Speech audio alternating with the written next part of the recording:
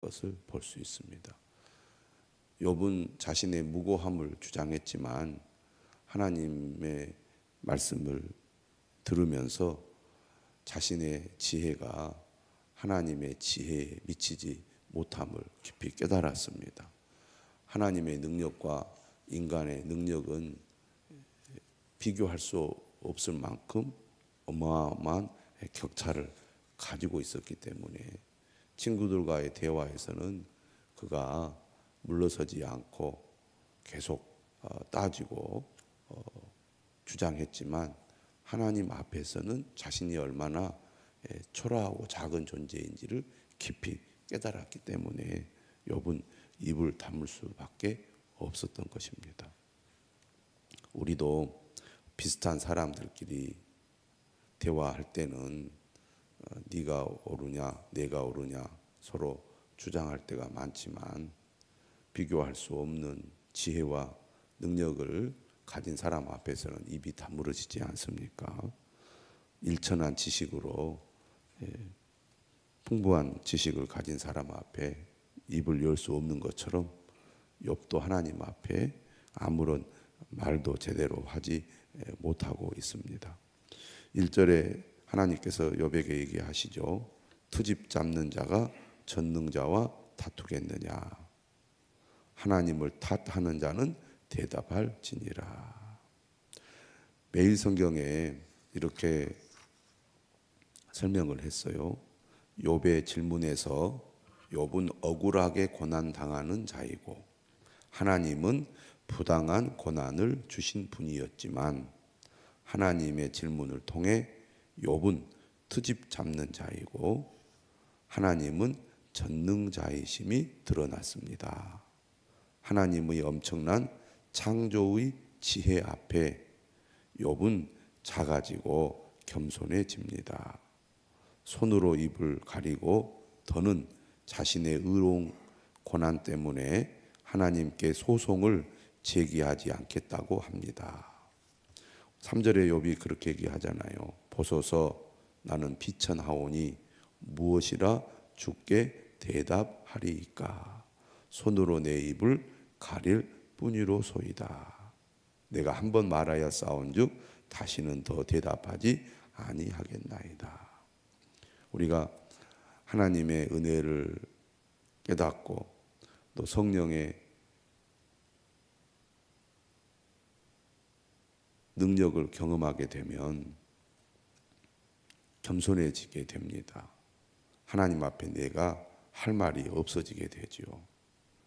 우리가 신앙생활 할 때 은혜를 깊이 받지 못하면 여러 가지 일로 인하여 불평과 원망이 일어나게 됩니다.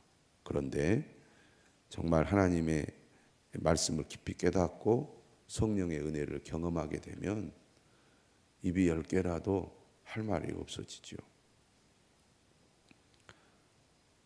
그렇기 때문에 우리가 인간적인 생각이나 시각으로 교회 생활이나 신앙 생활을 하게 되면 욥이 늘 불평하고 원망했듯이 자신의 고난이나 또 여러 가지 억울한 상황에서 불평을 털어놓은 것처럼 우리도 할 때가 많지만 하나님의 은혜를 더 깊이 깨닫게 되면 비록 왜 내가 이런 어려움 가운데 있는지 알지 못하지만 하나님의 선하신 뜻이 있다라는 믿음이 생기기 때문에 겸손한 마음으로 하나님의 때를 기다리고 또 입을 다물게 되는 것 같습니다.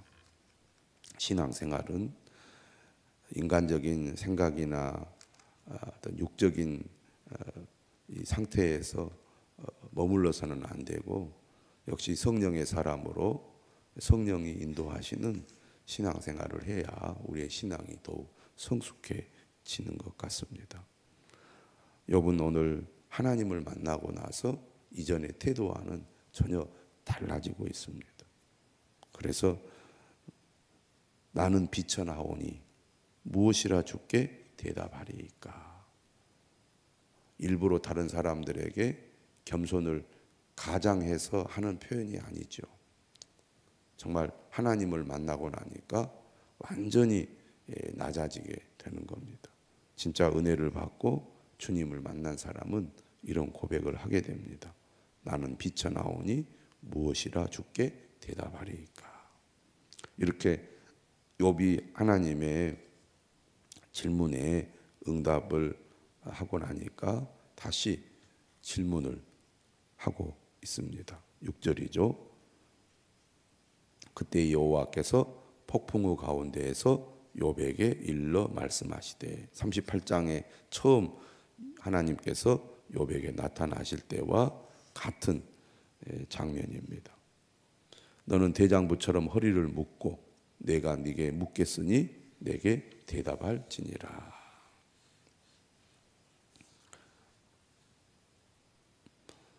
우리가 하나님의 말씀을 들을 때에 하나님께서 우리에게 말씀하시는 것을 하나님이 우리에게 질문하는 것으로 들을 수 있으면 하나님의 말씀을 더 깊이 생각할 수 있게 됩니다. 아무 생각 없이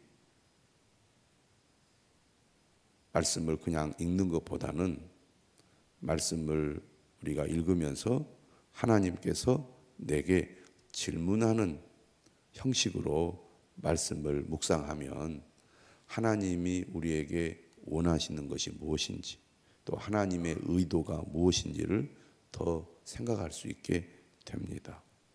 하나님은 지금 욥에게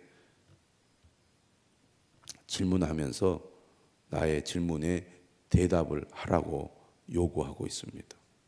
8절에 이렇게 얘기하죠. 네가 내 공의를 부인하렸느냐.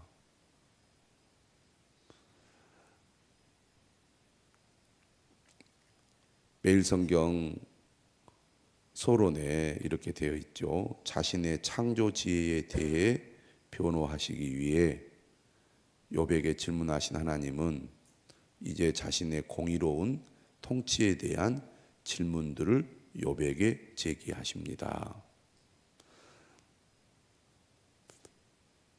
두 번째 문단 해설에 보면 이런 내용이 있습니다.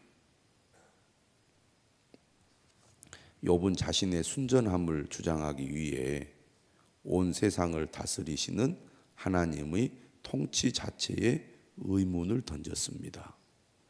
죄인만이 고난을 당해야 하는데 가족을 잃고 병에 시달릴 만큼 큰 죄를 지은 일이 없는 자신이 고통당하고 있으므로 하나님이 보응의 원리에서 벗어난 정의롭지 못한 심판을 내리셨다고 주장했습니다.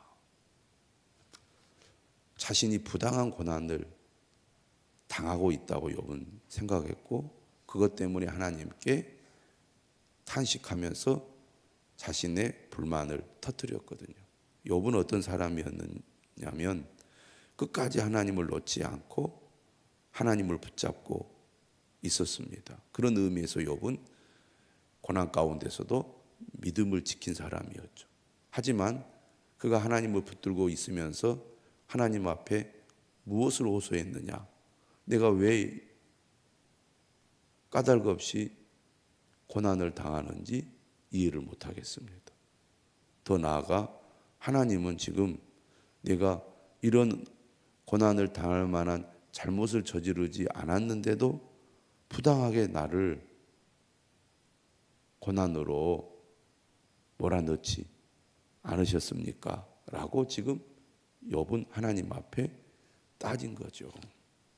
이 말은 곧 오늘 8절의 말씀처럼 하나님은 공의로우신데 욥에게 내린 이 고난은 하나님이 공의롭지 못한 행동이 아니냐라고 욥이 주장하는 것과 같다는 얘기입니다. 그래서 하나님은 네가 내 공의를 부인하렸느냐.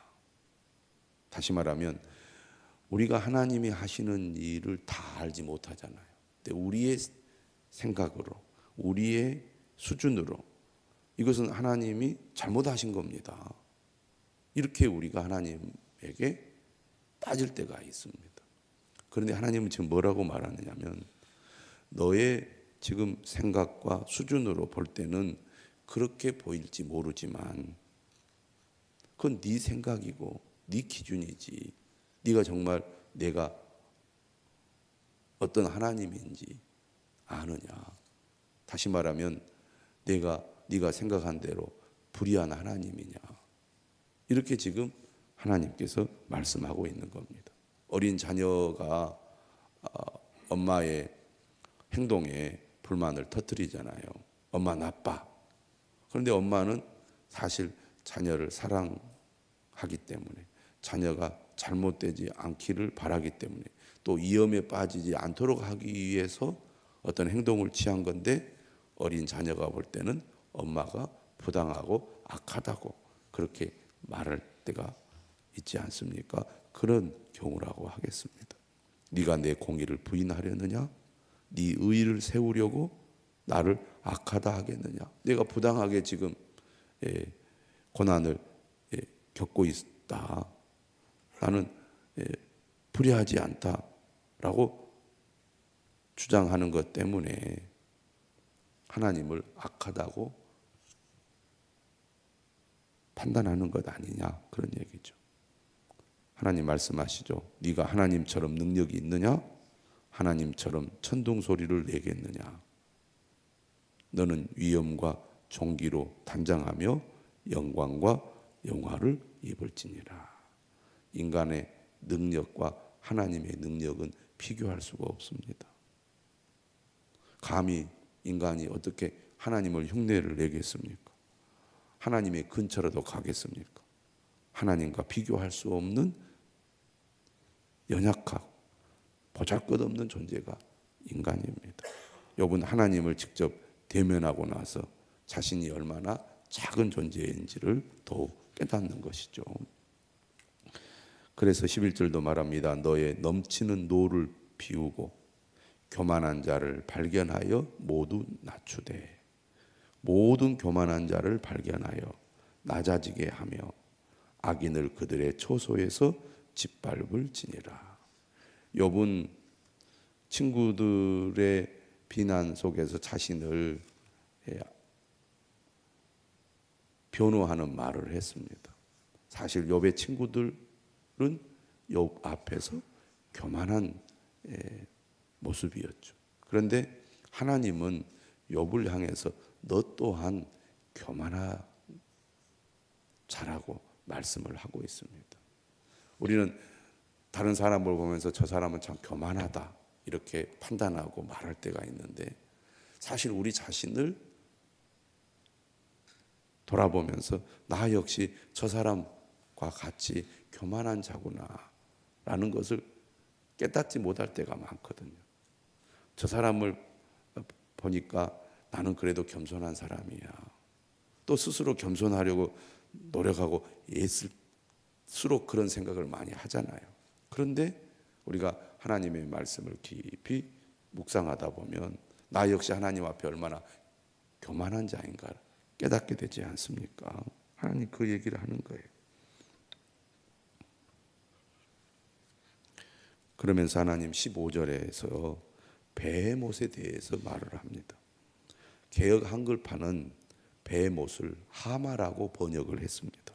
그런데 개역 개정판에서는 다시 원어대로 베헤못이라고 번역을 했는데요. 매일 성경에 보면 이렇게 설명을 했죠. 하마 혹은 육상 생물 중 가장 강력한 상상 속의 짐승 이렇게 설명을 하고 있습니다. 육상 생물 중에 가장 강한 짐승으로 묘사를 하고 있습니다. 이제 소같이 풀을 먹는 베헤못을 볼지어다. 그러니까 가장 강력한 힘을 가진 육상 동물인데 소같이 풀을 먹는 초식 동물입니다. 사람과 비교해 볼 때 엄청난 힘을 가지고 있는 짐승인 거죠. 내가 너를 지은 것 같이 그것도 지었느니라. 베헤못, 가장 강한 힘을 가진 저 동물을 하나님께서 창조하셨다는 것입니다.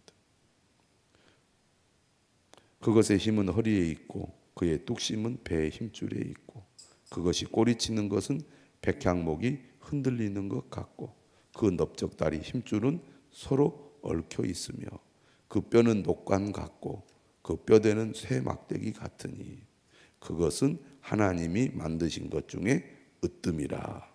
그래서 하나님이 만드신 것 중에 으뜸인 동물이 바로 베헤못입니다. 그것을 지으신 이가 자기의 칼을 가져오기를 바라노라.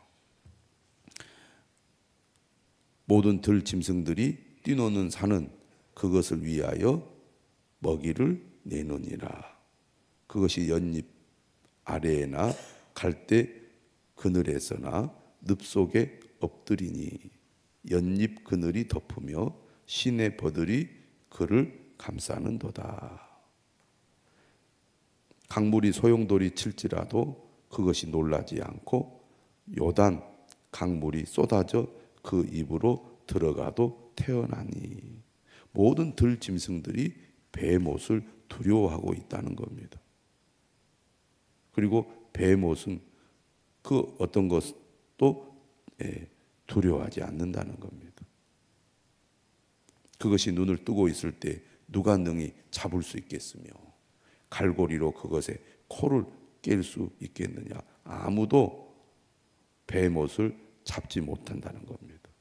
이렇게 강한 힘을 가진 육상 생물이지만 그것 또한 하나님이 창조한 피조물이라는 거죠. 이러한 베헤못과 비교하면 인간의 힘은 매우 작고 약하다는 얘기 아닙니까? 저 힘센 상상 속의 베헤못도 감히 하나님 앞에 아무것도 아닌 존재예요. 그것 역시 하나님이 창조한 피조물에 불과한데 인간은 더욱 그러지 않겠느냐는 것입니다. 하나님은 이 세상 만물을 창조하고 다스리실 뿐만 아니라 하나님은 우리가 이해할 수 없을 때도 많이 있지만 불의하신 하나님이 아니고 공의로운 통치자가 되신다는 것입니다. 내가 이해하지 못한다고 내 기준으로 하나님을 함부로 판단하는 어리석음을 보여서는 안 되겠습니다. 하나님을 절대 신뢰하는 가운데 하나님의 말씀에 더욱 귀를 기울이는 우리 모두가 되어야 하겠습니다.